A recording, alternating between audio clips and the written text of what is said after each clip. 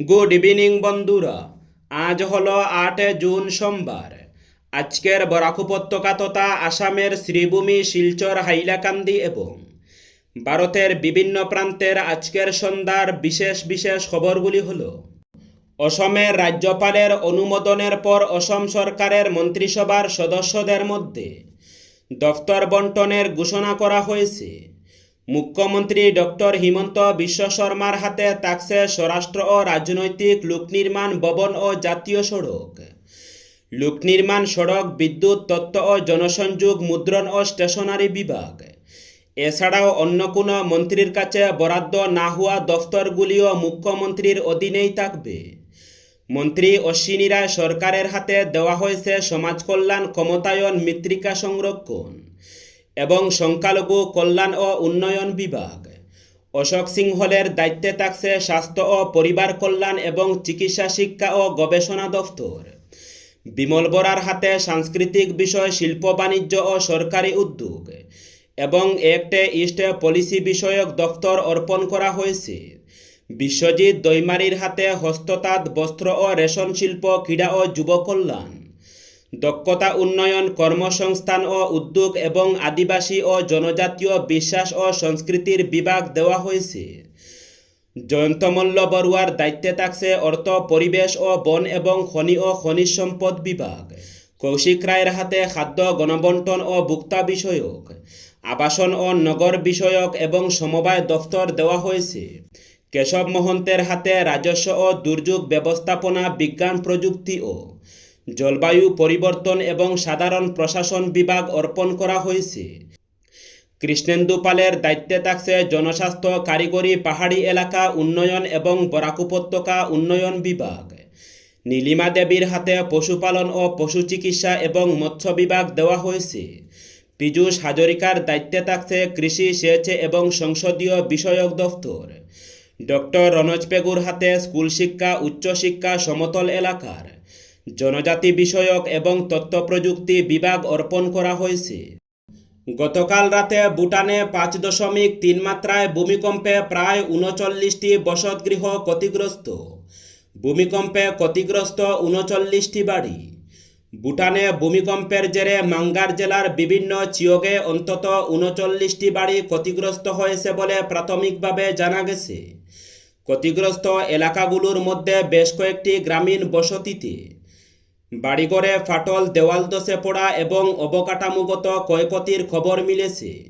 ভূমিকম্পের কেন্দ্রস্থল ছিল ভুটানের পুনাখা অঞ্চলের কাছে এবং এর কম্পন ভারতের উত্তর পূর্বাঞ্চল, পশ্চিমবঙ্গ, বাংলাদেশ ও নেপালের বিভিন্ন এলাকায় অনুভূত হয়। ফিলিপাইনে 7.8 মাত্রায় শক্তিশালী ভূমিকম্প, জারি সুনামি সতর্কতা। ফিলিপাইনের দক্ষিণাঞ্চলীয় মিন্দানাও উপকূলের কাছে আজ সকালে 7.8 মাত্রার শক্তিশালী ভূমিকম্প আঘাত হেনেছে।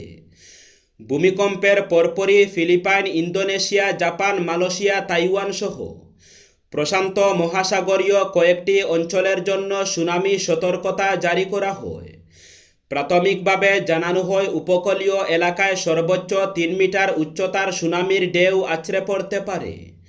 পরিস্থিতির পরিপ্রেক্ষিতে ফিলিপাইনের বিভিন্ন উপকূলীয় প্রদেশের বাসিন্দাদের দ্রুত, নিরাপদ ও উঁচু স্থানে সরে যাওয়ার নির্দেশ দেওয়া হয়েছে। ভূমিকম্পের ফলে বেশ কয়েকটি এলাকায় ভবন ধস, বিদ্যুৎ ও যোগাযোগ ব্যবস্থার ক্ষয়ক্ষতির খবর পাওয়া গেছে। বিভিন্ন আন্তর্জাতিক সংবাদ মাধ্যমের প্রতিবেদনে কয়েকজনের মৃত্যুর খবর উল্লেখ করা হলেও এ পর্যন্ত নিহতের সরকারি সংখ্যা প্রকাশ করা হয়নি। এছাড়া বহু মানুষ আহত হওয়ার খবর পাওয়া গেছে। জমা জলের জেরে বিপাকে উত্তর কৃষ্ণপুরের 365 নম্বর প্রাথমিক বিদ্যালয়। পরীক্ষা নিয়ে উদ্বেগ শিক্ষক, শিক্ষিকা এবং অভিভাবকরা। দীর্ঘদিন ধরে বিদ্যালয় প্রাঙ্গণে জলাবদ্ধতার কারণে চরম সমস্যার মুখে পড়েছেন উত্তর কৃষ্ণপুরের 365 নম্বর কৃষ্ণপুর প্রাথমিক বিদ্যালয়ের শিক্ষার্থী, শিক্ষক, শিক্ষিকা এবং অভিভাবকরা। বিদ্যালয়ের শ্রেণীকক্ষ সহ প্রায় সব কক্ষেই জল ঢুকে পড়ায় স্বাভাবিক পাঠদান কার্যত ব্যাহত হচ্ছে। স্থানীয় সূত্রে জানা গেছে, বিদ্যালয় চত্বরে জমে থাকা জলের কারণে শিক্ষার্থীদের বিদ্যালয়ে যাতায়াতে যেমন সমস্যা হচ্ছে, তেমনি শিক্ষক শিক্ষিকারাও বিদ্যালয়ে প্রবেশ করতে হিমশিম খাচ্ছেন। ফলে শিক্ষা কার্যক্রম পরিচালনা করা অত্যন্ত কঠিন হয়ে পড়েছে। আগামীকাল থেকে বিদ্যালয়ে পরীক্ষা শুরু হওয়ার কথা রয়েছে, কিন্তু বর্তমান জলাবদ্ধ পরিস্থিতি নিয়ে উদ্বেগ প্রকাশ করেছেন অভিভাবকরা। তাদের আশঙ্কা, এমন অবস্থায় পরীক্ষার সুষ্ঠু পরিবেশ বজায় রাখা সম্ভব হবে না। অভিভাবকদের অভিযোগ, এলাকার ড্রেনেজ ব্যবস্থার ত্রুটির কারণেই বিদ্যালয় প্রাঙ্গণে দীর্ঘদিন ধরে জল জমে রয়েছে। বারবার সমস্যার কথা জানানো হলেও এখনো পর্যন্ত স্থায়ী সমাধানের কোনো উদ্যোগ দেখা যায়নি বলে দাবি তাদের। এ অবস্থায় জেলা প্রশাসন ও শিক্ষা দফতরের কাছে দ্রুত বিদ্যালয় পরিদর্শন করে প্রয়োজনীয় ব্যবস্থা গ্রহণের দাবি জানিয়েছেন অভিভাবকরা। পাশাপাশি তারা হুঁশিয়ারি দিয়ে বলেন, আগামী এক সপ্তাহের মধ্যে সমস্যার সমাধান না হলে বৃহত্তর আন্দোলনের পথে নামতে বাধ্য হবেন তারা। ইরাকের দক্ষিণাঞ্চলীয় নাসিরিয়া শহরের নিকটে এক ভয়াবহ সড়ক দুর্ঘটনায় অন্তত 21 জনের মৃত্যু হয়েছে। যাত্রীবাহী একটি বাসে উল্টে যাওয়ার পর মুহূর্তের মধ্যে তাতে আগুন ধরে গেলে এই মর্মান্তিক প্রাণহানির ঘটনা ঘটে। দুর্ঘটনায় আহত হয়েছেন আরও অন্তত 19 জন। আহতদের মধ্যে কয়েকজনের অবস্থা আশঙ্কাজনক হওয়ায় মৃতের সংখ্যা আরও বাড়তে পারে বলে আশঙ্কা করা হচ্ছে। রবিবার নাসিরিয়া বসরা মহাসড়কে দুর্ঘটনাটি ঘটে। পুলিশ ও স্বাস্থ্য কর্মকর্তাদের বরাত দিয়ে আন্তর্জাতিক সংবাদ সংস্থা রয়টার্স জানিয়েছে, বাস চালক নিয়ন্ত্রণ হারিয়ে ফেললে যানটি সড়কে উল্টে যায়। এরপরই বাসটিতে আগুন ছড়িয়ে পড়ে এবং দ্রুত ভয়াবহ পরিস্থিতির সৃষ্টি হয়। প্রাথমিক তদন্তে দুর্ঘটনার সুনির্দিষ্ট কারণ জানা না গেলেও বাসে উল্টে যাওয়ার পর আগুন লাগার ঘটনায় ব্যাপক হতাহতের অন্যতম কারণ বলে মনে করছে পুলিশ। আগুনে কয়েকজন যাত্রীর দেহ এতটাই দগ্ধ হয়েছে যে তাদের পরিচয় শনাক্ত করতেও বেগ পেতে হচ্ছে সংশ্লিষ্ট কর্তৃপক্ষকে। হাসপাতাল সূত্রে জানা গেছে, আহতদের অনেকেই গুরুতরভাবে দগ্ধ হয়েছেন।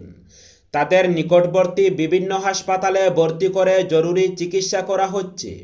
আসাম লোকসেবা আয়োগ আগামী 5 জুলাই সংযুক্ত প্রতিযোগিতামূলক প্রারম্ভিক পরীক্ষা অনুষ্ঠিত করার কথা ঘোষণা করেছে। এ সম্পর্কে কমিশনের জারি করা বিজ্ঞপ্তি অনুসারে এই প্রারম্ভিক পরীক্ষা রাজ্যের 35টি জেলা সদরে অনুষ্ঠিত হবে। আবেদনকারীরা প্রার্থীদের তালিকা আজ থেকে আগামী 15 জুনের মধ্যে কমিশনের ওয়েবসাইট www.apsc.nic.in এ পাওয়া যাবে বলে জানানো হয়েছে। অযোধ্যার রাম মন্দির থেকে উধাও হয়ে গিয়েছে ভক্তদের তরফে দান করা কোটি কোটি টাকা। রবিবার এমনই বিস্ফোরক অভিযোগ করলেন সমাজবাদী পার্টির সাংসদ অখিলেশ যাদব।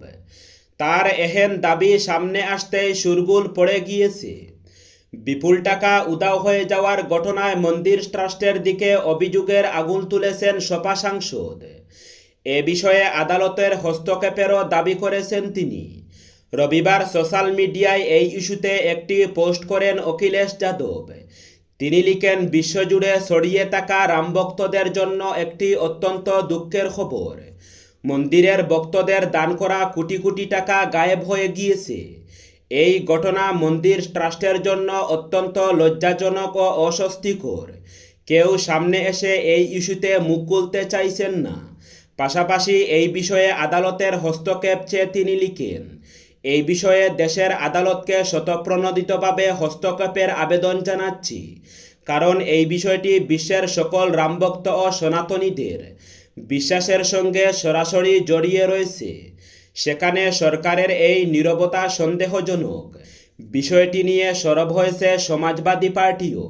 তাদের মিডিয়া সেলের তরফে সোশ্যাল মিডিয়ায় লেখা হয়েছে, অযোধ্যা রাম মন্দিরের অনুদান থেকে কোটি কোটি টাকা আত্মসাৎ চুরি শুধু লজ্জাজনক নয়, যারা এর দায়িত্বে ছিলেন তাদের নিয়েও প্রশ্ন উঠেছে।